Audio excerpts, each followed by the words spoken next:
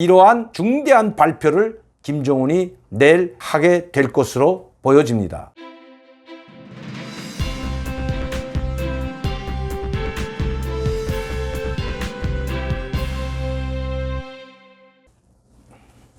안녕하십니까. 강명도TV 자유조선을 시작하겠습니다. 오늘은 8월 18일 화요일입니다. 최근 북한이 심한 홍수 피해로 말미암아 많은 지역이 피해를 보고 있습니다.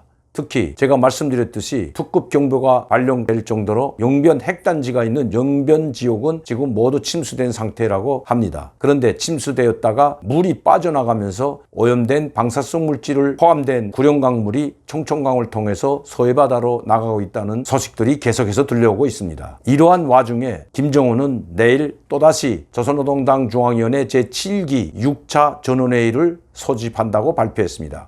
그것도 당중앙위원회 정치국 상무위원회에서 결정했다는 발표를 했습니다. 다시 말씀드리면 당전에 정치국 상무위원회를 열고 거기에서 당중앙위원회 7기 5차 전원회의를 소집을 결정했다는 것입니다. 하루가 멀다하게 당전에 정치국 회의, 정치국 확대회의, 정치국 상무위원회를 열고 있는 김정은. 제가 언젠가 김정은을 로켓맨에서 당회의 중독자라고 한 말씀 여러분들 기억하실 겁니다. 그러면 김정은은 왜 또다시 당중앙위원회 제7기 6차 전원회의를 열까요? 지금까지 김정은은 5번이나 당중앙위원회 전원회의를 열었습니다. 17년부터 작년 19년도까지 5차례에 걸쳐서 당전에 전회를 열었고, 작년 2019년도에는 하노이 회담이 끝나고 약 2달간 당거에 들어갔던 김정은이 바로 2019년 4월에 또다시 당중앙위원회 제7기 4차 전원회의를 소집합니다. 그리고 여기서 자력갱생 혁명정신 간거붕턴으로 이 모든 난관을 뚫고 나가겠다는 국가 당 노선을 제시합니다. 그런데 아이러니하게도 또다시 2019년 12월 당중앙위원회 제7기 5차 전원회의를 소집합니다. 바로 김여정이 10월 담화문을 발표하면서 미국에 마지막 경고를 보낸 적이 있습니다. 즉 크리스마스 선물이 좋은 선물이 될 수 있고 나쁜 선물이 될 수 있다는 이런 담화문을 발표했습니다. 여기에 맞춰서 김용철이도 비슷한 담화문을 발표했습니다. 미국의 태도에 따라서 미국이 깜짝 놀랄 만한 크리스마스 명절 선물이 될 것이라고 호언장담했습니다. 그러나 크리스마스 당일에도 그렇고 크리스마스가 한참 지난 후에도 그 깜짝 놀랄 만한 선물은 없었습니다. 그러면 이것이 북한의 협박이었을까요? 아니면 그냥 허공에다 대고 한 이야기일까요? 거짓말이나 아니면 허공에다 대고 한 호황된 말이라면 김여정이나 김용철과 같은 최고위급 인사들이 나와서 이런 말은 하지 않을 것입니다. 깜짝 선물은 없었지만 당중앙위원회 제7기 5차 전원회의를 또다시 소집합니다. 2019년 12월 28일부터 31일까지 그것도 장장 나흘간 4일 동안 당전의 전원회의를 소집하고 회의를 진행합니다.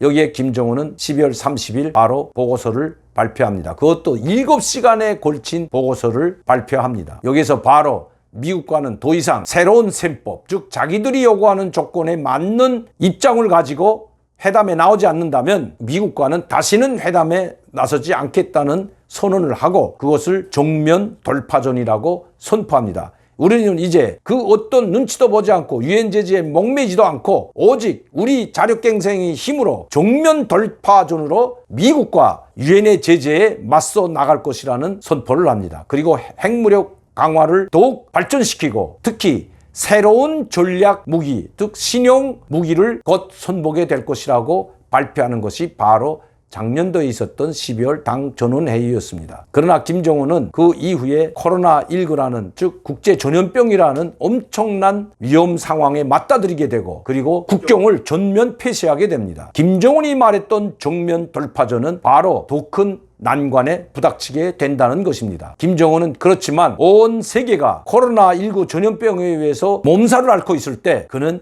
미사일 도발을 강행합니다. 특히 동해 포병부대 사격훈련, 대형 방사표 사격훈련과 사격 경련대회까지 열면서 미사일과 포부대들을 동원해서 군사적 도발을 강행하는 데 여념이 없습니다. 그리고 수차례에 걸쳐서 중단거리 미사일을 발사했고 급기야 4월 14일에는 신형 순항 미사일이라는 새로운 미사일 발사 실험도 강행합니다. 그리고 성공합니다. 물론 2발을 쏘았는데 1발은 폭파됐다고 합니다. 그리고 1발은 정확히 목표 지점까지 도달했다고 발표를 했습니다. 물론 1발이 공중에서 폭파됐다는 이야기는 절대로 하지 않습니다. 그리고 그 자리에는 김정은이가 있었는데도 불구하고 김정은이에 대한 동선을 그때부터 나타나지 않습니다. 그리고 그 이후에는 미사일 발사를 중단하고 있습니다. 김정은은 4월 14일 두 발의 신형 순항 미사일을 발사했는데 그 한 발이 미국에 의해서 폭파됐다고 보고 있다는 것입니다. 그 이후에는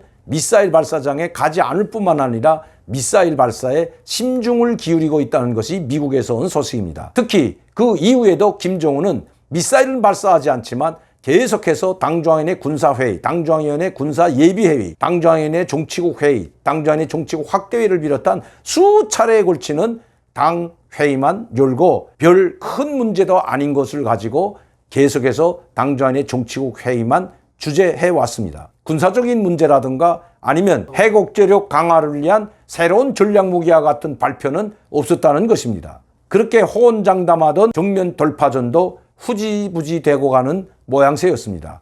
그리고 김정은은 6월 25일, 7월 27일, 8월 15일에도 단 한 발의 미사일도 쏘지 못하고 있던 것이 사실입니다. 그것은 우리도 모르고 국제사회도 모르는 엄청난 비밀이 숨겨져 있다고 합니다. 그러나 이것이 사실인지 아닌지는 이제 좀 더 지켜봐야 되겠지만 아직까지는 이것이 사실이기 때문에 김정은이 미사일 현장이나 미사일 발사장에 나타나지 못하고 있다는 것이 최근에 들어온 소식입니다. 김정은은 신형 순항 미사일 한 발이 폭파되는 그 공포로 말미암아, 즉 이것은 사고도 아니고 제3자에 의한 인위적인 조작 폭파로 보고 있다는 것입니다. 지금까지 제가 여러분들에게 말씀드렸듯이 김정은은 8월 15일에도 쏘지 못하고 아마 9월 9일, 10월 10일에도 쏘지 못할 것으로 보입니다. 이 문제를 해결하기 전에는 쏘지 못할 것으로 보여집니다. 그러나 김정은은 미사일 발사는 잠시 중단시켰지만 10월 10일 맞으며 대규모로 평양시 군중 집회와 군사 퍼레이드는 지금 준비하고 있습니다. 그러한 소식들이 계속해서 들어오겠지만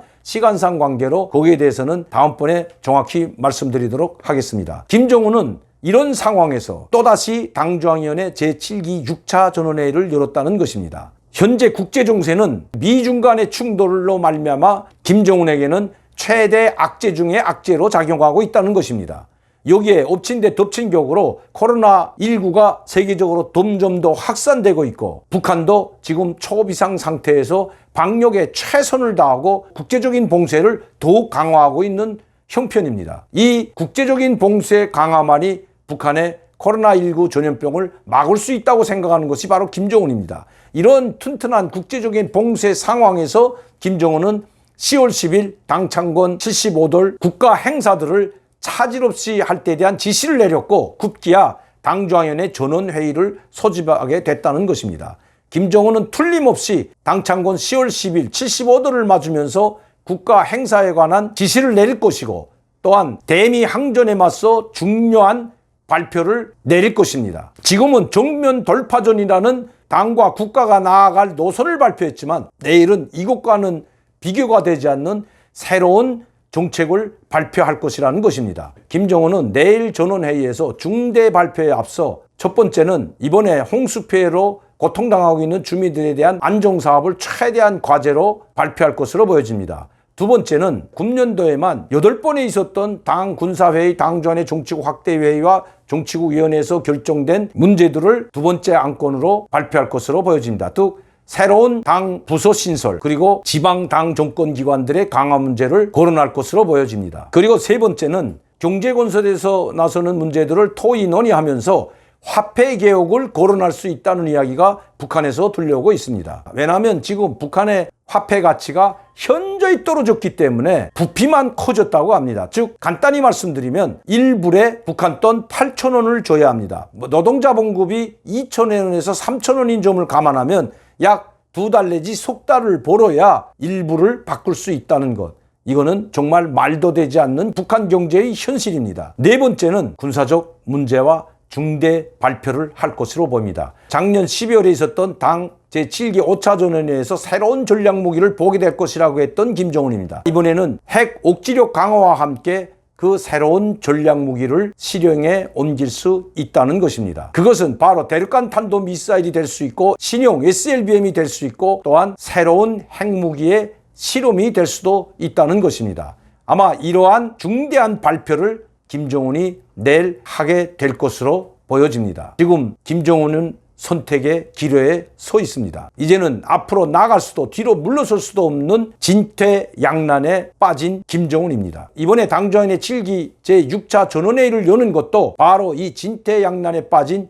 김정은이 돌파구를 찾고 그것을 당정인의 전원회의에서 선포하려는 의도가 있다는 것입니다. 왜냐하면 김일성과 김정일 때에는 높은 카리스마와 통제력 그리고 통치력으로 말미암아 이러한 것들이 문제가 되지 않았지만 김정은은 지금 카리스마가 전무합니다. 또한 리더십, 통치력이 모두 상실된 상황입니다. 김일성과 김정일은 독단적으로 해도 아무 문제가 없었지만 그리고 누구도 거기에 시비를 걸지 못했지만 이제 김정은은 모든 일을 독단적으로 하게 된다면 그것이 자신에게 부메랑이 돼서 돌아온다는 것을 알고 있기 때문에 이렇게 자주 시도 때도 없이 당정인의 정치국 회의, 확대회의, 군사회의 또 당정인의 전원회의까지 열고 있다는 것이 북한에서 온 소식입니다. 전번에도 말씀드렸지만 김정은은 나는 독단 정치를 하지 않는다. 즉 당과 국가 건설에 관한 모든 일을 바로 당중앙위원회 모든 회의를 통해서 토의하고 결정한다는 것을 북한 주민들에게 보여주려고 하는 것입니다. 김정은은 그만큼 자기 리더십과 통치력에 대한